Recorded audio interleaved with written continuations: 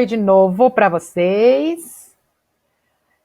Vamos trabalhar com produção de texto 2. Deixa eu pegar aqui o Skype para ver vocês falando comigo. Essa parte do produção de texto tem os textos bem bacanas. Bem voltado para a idade de vocês, o que vocês sentem, como que o corpo de vocês reage. Então é bem bacana esse material. Vamos lá, compartilhando a tela com vocês.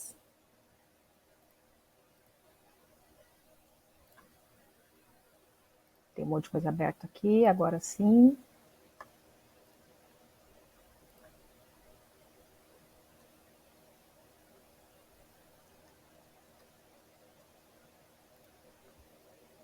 Produção de texto, nono ano, volume 2. Então, a primeira parte, resumo, versão enxuta do original.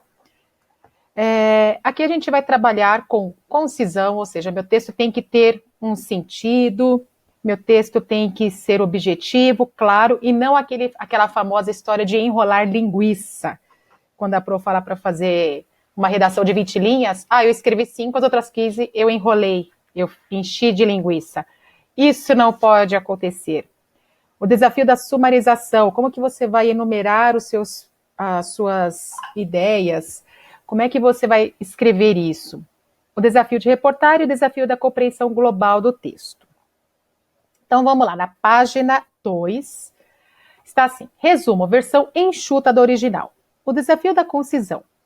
Resumir é um procedimento de leitura útil para organizar informações e facilitar a compreensão de conteúdos, elegendo os aspectos mais importantes. Aprender a resumir é, de certa forma, aprender a estudar. O texto a seguir constitui-se de elementos verbais e não verbais. Leia-o. Texto 1. Concisão. Agora eu vou ler pelo meu livro, que ali para mim está bem ruinzinho. De acordo com esse primeiro comunicado, comunicamos. Aí, a partir de hoje, não será permitido que quando vocês forem escrever um texto, vocês percam um tempo inteiro grande explicando coisas inexplicáveis, escrevendo eventos não relacionados ao tema e contando as linhas e palavras para que o texto aparente ter mais conteúdo. É proibido encher linguiça na redação. Assim, nos despedimos com respeito, admiração e atenciosamente. O que aconteceu aqui? Foi tirado a maioria aqui das linhas. Por quê? Ficamos só no emblomation, né? Na encheção aqui de linguiça. E qual que seria apenas o recado? Comunicamos, é proibido encher linguiça na redação, atenciosamente. Ou seja, tudo isso que foi dito aqui, não é conteúdo e nem qualidade. Só veio para encher mesmo.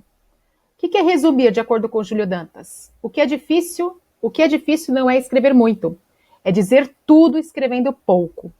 A concisão e a brevidade, virtudes gregas, são meio caminho para a perfeição. Ou seja, para eu resumir, eu tenho que ser breve e objetivo. Poética, conciso, prolixo, prolixo. José Paulo Paes. Aí vocês têm aqui, no exercício 5, para pesquisar no dicionário o significado destas palavras e formar frase com elas.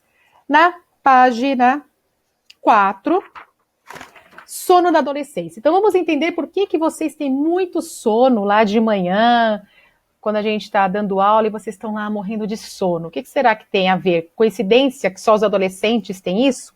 Vamos lá. Sono da adolescência. Entenda as mudanças no ritmo do sono nessa fase. O sono é uma atividade fisiológica fundamental para a saúde e o desenvolvimento, crescimento e aprendizado do ser humano. Sendo a adolescência uma fase de grande importância no que diz respeito a estes dois fatores, a atenção a este momento do dia deve ser redobrada.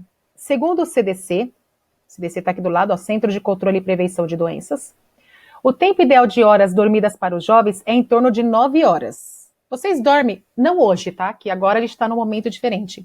Mas quando nós estamos com aula presencial, vocês dormem 9 horas por noite? Respondam para mim. Não. Não. Quantas horas você costuma dormir? Não, Sim. Davi 8 dorme. horas, 7 horas e meia, por aí. Sente sono? Não. Não? Então, o corpo já acostumou. Então, tá ótimo. Mas tem gente que acaba tendo mais sono, né? Você fala, Caramba, a Sim. pessoa dormiu e tem sono? É do corpo. Tem sono toda hora, Davi? É o crescimento. É a fase de vocês. Ô, professora, quando Hum, eu durmo menos, eu tenho menos sono. Tipo, eu não tenho sono, mas quando eu durmo muito, aí eu, uhum. tipo, quero dormir mais e mais. Tenho muito sono. É estranho isso, né? Caramba, você dormiu bastante e É, você quer dormir mais. É, isso daí acontece mesmo, porque você saiu do seu ritmo do corpo. Famoso vampiro. E aí, continuando. Mas é justamente nesta fase que percebemos. Ó, ah, tava legal. Mas é justamente nesta fase que percebemos alterações no ritmo de sono, como se o relógio biológico funcionasse diferente. E de fato funciona. As mudanças no padrão do sono têm diversas causas fisiológicas e sociais. Ao entrar na adolescência, alterações hormonais fazem com que o sono venha um pouco mais tarde, empurrando, consequentemente, o despertar para mais tarde. A melatonina, produzida pela glândula pineal e altamente envolvida no ciclo do sono, passa a ter seu pico de excreção mais tarde, atrasando a sensação de sono nos jovens.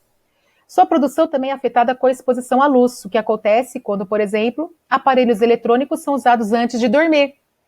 Coincidindo com esta mudança fisiológica, aparecem as mudanças sociais, ou seja, por conta do início de uma vida social mais intensa, os adolescentes tendem a dormir mais tarde. Ao mesmo tempo, a escola aumenta sua exigência, aumentando a carga de trabalho do dia a dia. As vivências da adolescência, com suas descobertas e frustrações, o aumento de exigência de responsabilidade por parte das escolas e da sociedade e as variações hormonais fisiológicas já são motivo suficiente para as alterações de humor experimentadas nesta fase da vida. Mas esta característica se torna muito mais evidente em adolescentes com carência de sono. Texto de Andrea Erkovitz. Sono na adolescência, entenda as mudanças no ritmo do sono dessa fase. Vocês já perceberam que quando vocês não dormem o suficiente, vocês sentem... tudo fica irritado? Que vocês não dormiram bem? Tudo irrita? Ou não? Ah, eu não dormi o suficiente, mas eu tô tranquilo, tô de boa. Como que vocês se enxergam? Não, professora, depende do dia. Depende do dia. Tipo, se eu dormir pouco, aí tem dias que eu acordo mais lento, ou tem dias que eu acordo bem mais irritado. Aham, é verdade, depende, né? É, Do dia. entendi. Dia que eu durmo menos, eu acordo com a voz grossa, parece que aumenta a testosterona no sangue da gente. É, É muito estranho. Aham. aí fica mais assim. Cada um tem uma reação, Pra né? ficar com voz de deprimido o dia inteiro falando. Ai, Voz de deprimir. mais lento. Existe um café que me levanta da. Ai, que barato. A gente sente, né? O corpo responde. Às vezes a gente não tá sentindo, mas o corpo tá respondendo pra gente, né? Que falta alguma coisa. Eu acordo irritado segunda e quinta. No meu caso, eu sempre acordo meio zumbi. Não, se eu tiver que acordar, eu acordo, levanto e vamos embora. Vamos embora que tá tudo bem. Uma vez que eu acordei, eu já fico ligada. Mas se eu dormir pouco, eu sentir aquele soninho, eu fico... Não quero falar com ninguém também. E isso que eu não estou na adolescência, né? Imagina vocês com tudo explodindo lá, os hormônios, né? A questão 6. Como é seu ritmo de sono? A gente acabou de falar, e uns dormem mais, outros dormem menos. As informações lidas batem com o que acontece com vocês? Vocês acham que isso daqui realmente acontece? O fato de dormir pouco ou dormir muito? Sim. Sim. Este exercício, gente, vocês não vão fazer, eu vou deixar depois anotado, tá? Que é para fazer o resumo deste texto. Eu não vou ter como corrigir o resumo de todos vocês, eu prefiro uma coisa individual, tá bom? Aqui, Meu Deus. na proposta 2, não, eu não vou pedir para vocês fazerem. Não precisa, meu Deus, não. Pode ficar tranquilo. Eu tô com o microfone aberto, desculpa. Tá vendo? O desafio da sumarização. Uma das estratégias mentais... Da vida aqui. Da vida? Aham, sei. Uma das estratégias mentais essenciais para a produção de resumos é a sumarização do texto base. Esse processo sempre ocorre durante a leitura, mesmo quando não fazemos um resumo. Sumarizar é sintetizar. O que é isso? Reduzir ao essencial. Então, não basta eu sair por aí copiando os trechos das coisas. Eu tenho que ter uma lógica, eu tenho que cada vez resumir mais. Eu já, não sei se eu já comentei com vocês, mas eu não lembro nem que ano da faculdade que eu estava, eu tinha que ler um livro de Machado de Assis e fazer uma análise dele, enfim. Mas o início do trabalho, a professora pediu para a gente fazer, na segunda folha, um resumo do livro. Aí você fala, tudo bem, você conta lá a historinha. Mas eu só podia fazer o resumo do livro em 8 linhas, na fonte que ela mandou, que eu acho que era Times 12. Se tivesse uma letrinha na 11ª linha, ela já ia desconsiderar o trabalho inteiro. Então vocês imaginam o que é contar a história de um livro, Machado de Assis, que tem toda aí uma história por trás, né, todo o vocabulário por trás, em 10 linhas. Quantas vezes eu não tive que fazer resumo, e assim, começou com resumo frente e verso, né, 2 folhas, aí foi diminuindo, até chegar no resumo ideal. Não é fácil, mas a gente consegue. É só deixar a preguiça de lado. Então, se eu li um livro, se eu li um texto, se eu assisti a um filme, eu consigo fazer isso, sumarizar. Mas eu tenho que fazer várias vezes a mesma coisa para cada vez sintetizar mais. Na primeira tentativa e na segunda não vai dar certo. Esquece. Ao sumarizar, utilizamos algumas estratégias, tais como 1. Apagamento de exemplos.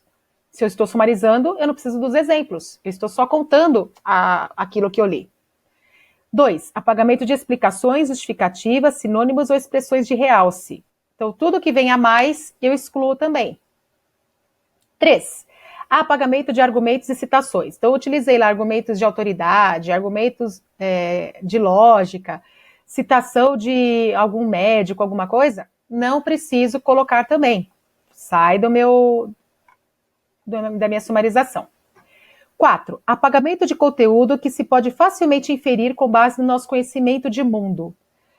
O que vem a ser isso? Quando a pessoa entende que o que estava escrito lá no texto, ela já, por questão de mundo, ela já conhece aquilo. Por exemplo, a pessoa saiu para trabalhar. Então você sabe que a pessoa levantou, que ela escovou os dentes, ou não, né? Que ela se trocou, que ela pegou o carro, que ela pegou o ônibus e que ela chegou no serviço dela. Essa parte você pode excluir, porque você entende que ela saiu de um ponto e foi para outro, que é o trabalho dela. Saiu da casa e foi para o trabalho. Então, essa parte é um conhecimento de mundo, não precisa ficar expondo. E 5, conservação de todas as informações não resumíveis, por serem a essência do texto. Aí vocês têm umas perguntinhas sobre esse texto. Aqui também, tem até um pouquinho de verbo, ó, que legal. E aqui a proposta 3. O desafio de reportar. Reportar no contexto deste capítulo é resumir as ideias de um texto base respondendo a seguinte questão. Se você tivesse de reportar a tirinha em alguém, o que você reportaria? Olá, meu nome é John. Nossa, o que é aqui? Não consigo ler, ó. Sou desenhista de animação e este é o meu gato Garfield. Olá, meu nome é Garfield, sou um gato e este aqui é meu desenhista John. A nossa única preocupação é divertir você. E para ele é comida. O que eu poderia tirar aqui dessa tirinha? Ela ficou repetitiva, né? Tudo bem que é o ponto de vista de um, do outro, mas o que eu poderia tirar? A mesma posição dos personagens? A mesma posição? Não, porque tá uma sequência, né? Aquele falando, aqui um olhando para o outro e aquele falando de novo. Não. Texto não verbal pode permanecer, não tem problema.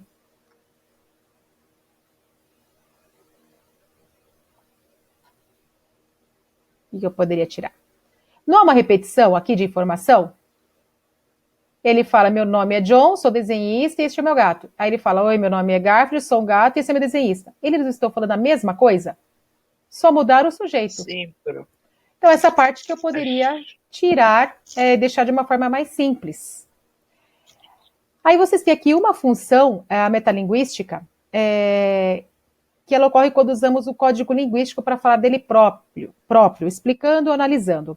O que vem a ser essa metalinguística? É uma parte como um todo.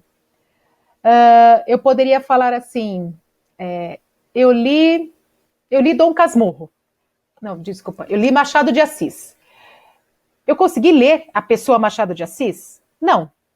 Não sou nem cartomante, né? Então não li nada. Eu quis dizer que eu li a obra, uma das obras de Machado de Assis. Então a gente pega uma coisa por um todo. Aqui ele vai pedir para vocês sumarizar essas ideias. Então vai ser uma coisa bem simples, tem bastante linha, mas não vai ser tudo isso que vocês vão usar não, viu? É bem tranquilo o que vocês vão fazer aqui. Uma coisinha bem simples. E o texto 5, bike iluminada. Imagine-se pedalando à noite. Isso daqui já teve até vídeo sobre isso, tá? Imagine-se pedalando à noite pelas ruas quando de repente você é interceptado por um policial porque sua bicicleta está sem iluminação. E em vez de lhe aplicar uma multa, a autoridade dá luz à sua magrela.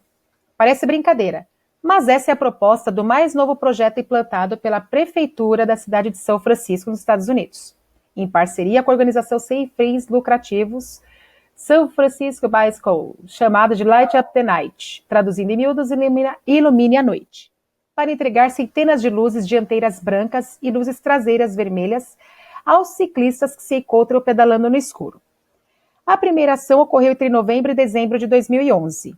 Na hora do rush, policiais, funcionários e voluntários do projeto acenam aos ciclistas sem iluminação e entregam os aparatos para que os encaixem na magrela. Faremos de novo nesse ano, nos dias em que começa a anoitecer a partir das 17 horas, hora em que as pessoas voltam do trabalho para casa. Conta Lea Shahum, diretora executiva da ONG. A ideia é não só tornar a pedalada mais segura, mas também atrair mais pessoas ao estilo de vida sobre duas rodas. Saiu na revista Vida Simples, em fevereiro de 2012. É bem antigo isso daqui, né? Foi em dezembro de 2011 que começou, mas eu cheguei a ver vídeos até mais recentes sobre isso daqui. Vocês já viram isso daqui? Já ouviram falar sobre isso daqui? Sim, depois eu vou pôr no roteiro de estudo. Sim, vai pro roteiro. Vai sim. Não desta semana, tá, Daniel? Dessa semana já tá fechado. Não ouviram falar. Tá. Se eu não me engano, teve algo parecido aqui no Brasil também, viu? Que uma cidade, eles colocaram isso até para melhor visualização. Eu lembro de ter visto alguma coisa nesse gênero, tá? E, por fim, a proposta 4, não são todos os exercícios que vocês vão fazer, tá? Tem alguns aí que são resumos, tudo, vocês não vão fazer. Como eu falei para vocês, para fazer o resumo do mesmo texto, todo mundo, não dá nem para corrigir. O desafio da compreensão global do texto para resumir. Então, o que eu tenho que fazer? Para eu resumir alguma coisa, eu tenho que compreender o texto por um todo.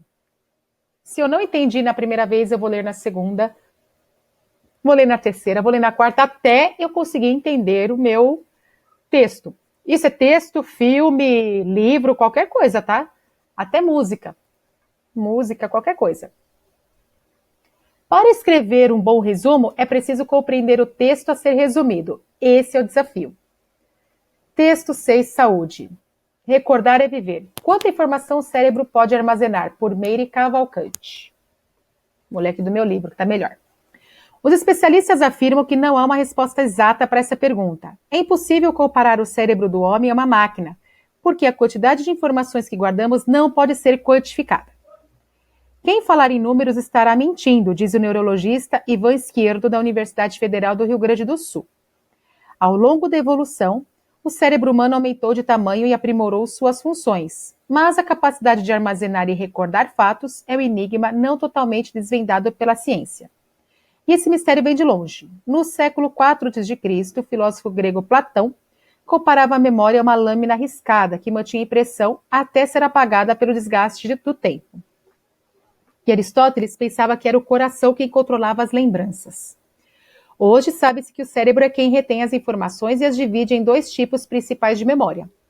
A primeira, de curto prazo, armazena apenas de 6 a 7 itens, como nomes ou números de telefones, por pouquíssimo tempo, às vezes por segundos. A segunda, de longo prazo, mantém assuntos de destaque ou dados que precisamos lembrar sempre. Recordamos com mais facilidade algo que associamos a um contexto ou que tem importância emocional, diz o psicólogo Orlando Bueno, da Universidade Federal de São Paulo. Na memória de longo prazo, as lembranças que podem ser descritas por palavras, como o pedido de um chefe ou o endereço da namorada, ficam guardadas na memória explícita. Outra parte, a implícita, é responsável por tarefas automáticas, como ler, escrever ou passar as marchas do carro sem pensar antes. A memória parece uma habilidade infalível. Mas o fato é que quando lembramos de algo, nunca reconstruímos a cena com fidelidade. O cérebro guarda apenas fragmentos do que aconteceu e na hora de montar quebra-cabeça das lembranças, contam as emoções e a maneira como a pessoa percebeu o fato ocorrido. Quem tem memória é o computador. O que nós temos é uma vaga lembrança, afirma o neurologista Luiz Eugênio Melo, também da Unifesp. Daí vem aquela pergunta, né, que a gente acaba... saiu na Mão do Estranho em 2003, tá? Essa matéria. Vem aquela pergunta. Tem gente que, quando a gente está conversando, você lembra de tal coisa? A pessoa fala assim, nossa, eu não lembro nem o que eu comi ontem, o que eu almocei ontem, o que eu jantei ontem. Por que isso?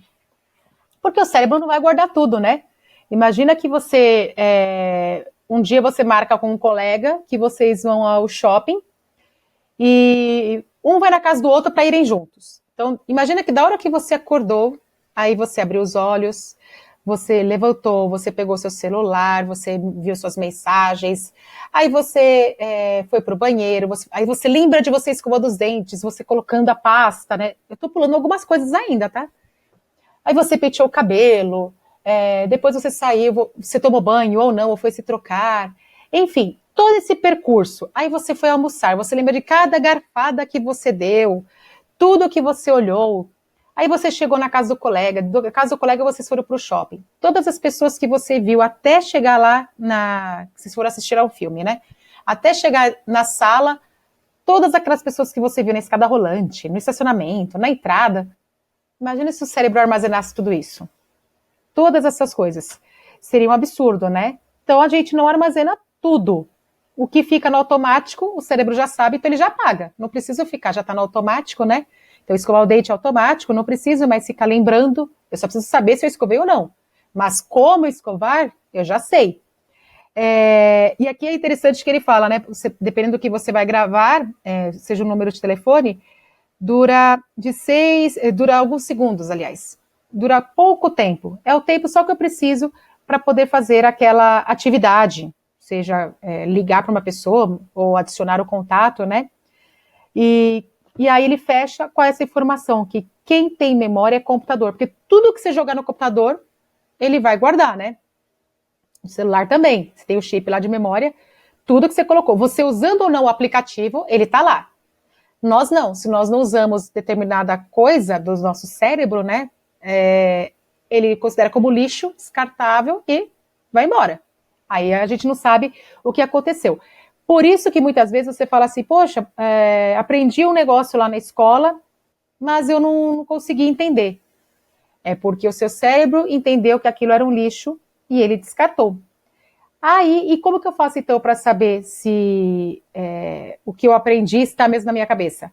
Lembra lá na reunião pedagógica, lá no comecinho do ano, quando a coordenadora fala que vocês têm que chegar em casa e rever o conteúdo de vocês? Isso é para fixar. Porque se você não fixa, o cérebro entende que é lixo. E aí ele vai jogar fora mesmo. Agora, depois tem um mês que a professora passou o conteúdo, vai ter a prova, eu vou estudar agora. Vai lembrar alguma coisa? Vai nada, vai só sofrer. Porque você vai ter que reaprender.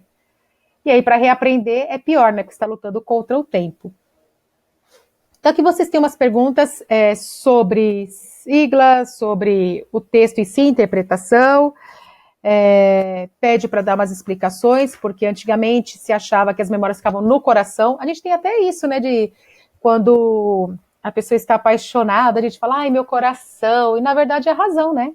Não tem o coração, ele só vai bombear o sangue, mas a gente colocou o coração como símbolo de amor, de paixão, e não tem nada a ver. E, por fim, o texto da página 16, vamos lá para 16. Foi demais. Texto 7, iniciação à leitura. Muitas das questões que vocês têm aí, que eu estou colocando um monte de páginas, né? Algumas são de alternativas, outras são bem simples, tá? De fazer, bem tranquilinha. Mas também vocês vão ter aí umas 3 semanas para fazer essa atividade. Iniciação à leitura. Criar o hábito da leitura já perdeu sentido. Queremos que as crianças leiam por prazer ou por costume? Criança pode adotar livros e histórias desde que os adultos não atrapalhem. E como temos atrapalhado o que poderia ser uma verdadeira paixão pelos livros? Ler é bom. Precisamos formar leitores. A vida sem literatura não teria graça. Temos de incentivar o hábito da leitura nas crianças e nos jovens, etc. Afirmações como essas brotam da boca dos pais e de professores assim, sem mais nem menos. Temos gosto em pegar frases e repeti-las, muito, até que elas percam o seu sentido, não é verdade? Assim aconteceu com essas e outras afirmações que tratam da importância da leitura na vida dos mais novos. Tanto fizemos que conseguimos esvaziar o que elas dizem. Primeiramente, quero falar dessa expressão horrorosa, criar hábito da leitura. Vamos aproveitar e lembrar outra semelhante, criar hábito de estudo. Nós queremos que as crianças tenham prazer com livros e histórias ou queremos que adquiram um hábito? Leitura, tanto quanto estudo, não deve ser tratado assim. Um hábito se instala e pouco, quase nada, acrescenta a vida de uma pessoa. Já o amor, o prazer, o gosto verdadeiro pela leitura ou pelo estudo são capazes de mudar a nossa vida. Ler e estudar deve ser uma escolha, uma vontade, uma busca por algo que não se tem. Texto de Roseli Saião, ela é uma psicóloga, escreve bastante sobre os comportamentos humanos. Saiu onde? Na Folha, em 2011. E aí, vocês vão ter também umas atividades sobre esse, que é um resumo, mas aqui o resumo eu vou pedir para vocês fazerem de uma forma um pouquinho diferente, tá? Como vocês trabalharam com opiniões, então vocês vão trabalhar, mas aí eu vou orientar no roteirinho de estudos para vocês, quanto a este último texto. Porém, dá para você debater bastante, porque o que a gente ouve bastante é isso, né? Criar hábito de alguma coisa. Para que criar o hábito se eu posso ter prazer naquela atividade? E o hábito vira rotina, e o que é rotina fica chato. E eu não quero que a leitura fique chata para vocês, eu não quero que o estudo fique chato para vocês, certo? Eu quero que vocês tenham prazer em ler, prazer em estudar, prazer em tocar uma música, em escutar uma música, não é? Isso sim que é valioso. É uma troca e é bem mais bacana do que simplesmente fazer por obrigação. Tudo que é por obrigação acaba sendo mais chato, né? Claro que nós temos sim nossas obrigações, mas por que eu vou transformar tudo em obrigação se eu posso ter um prazer ali na leitura, nos estudos e qualquer coisa que eu queira da vida? Certo? Sua mãe é assim, Pedrinho? É assim como? De criar hábito ou de deixar você buscar pelo que gosta?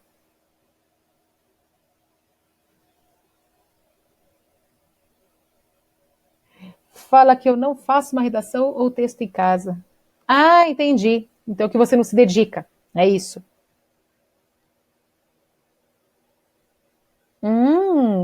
Temos um compositor, então, entre nós? Eu acredito que tenha muitas coisas aí de vocês que a gente não conhece, né? Muitos talentos. Redação. O que acontece com a redação? Ela acaba sendo obrigatória, né? Não está livre para você fazer. Você tem umas certas regras para fazer a redação. E aí se torna uma coisa mais chata mesmo. Eu sei disso. Por isso que eu tento pegar os temas que vocês mais consigam falar, que tenham mais prazer em escrever. Gosta só na escola, não em casa. Entendi. Tem gente que prefere fazer em casa, porque na escola acaba tirando a concentração, né? Vai de cada um. Eu prefiro fazer... Eu tenho um momento que se eu tiver que fazer algum estudo, alguma coisa, pode ter 20 pessoas falando, ouvindo música, cantando. Eu entro no meu mundo aqui, na minha bolha, e fico numa boa. Você pode falar me chamando, eu não tô nem ouvindo. Eu também não entendi, Davi. Eu também não sei o que é isso, não. Ou você entendeu e tá zoando ele. Pessoal, eu vou deixar... eu vou pedir um favor para vocês. Na nossa reunião aqui, tem o nosso chat, né? Eu vou deixar ali os exercícios que vocês têm que fazer, e é só para daqui 3 semanas, que vai ainda no outro roteiro de estudos. Mas para quem já quiser ir adiantando, porque a gente conversou agora sobre isso, fica mais fresquinho na cabeça, né? Fica mais fácil. Eu vou deixar aqui, então vocês não saiam do grupo. porque aí você pode ter o chat. Ou alguém pega e dá print lá, ou dá instantâneo, sei lá o quê, e passa pro grupo, tá bom? Pode ser? Vocês... Ah, é tetra lá. Tá bom? Pode ser assim? Então, por hoje é só, eu vou digitar lá no chat que é para vocês fazerem, e para qual semana que é. O dia eu ainda não vou marcar, mas para qual semana que vai ser, tá? Então, aí vocês entendam que é numa daquelas aulas, quando vocês receberem o roteiro, vai ter o dia certinho. Beleza? Dúvidas?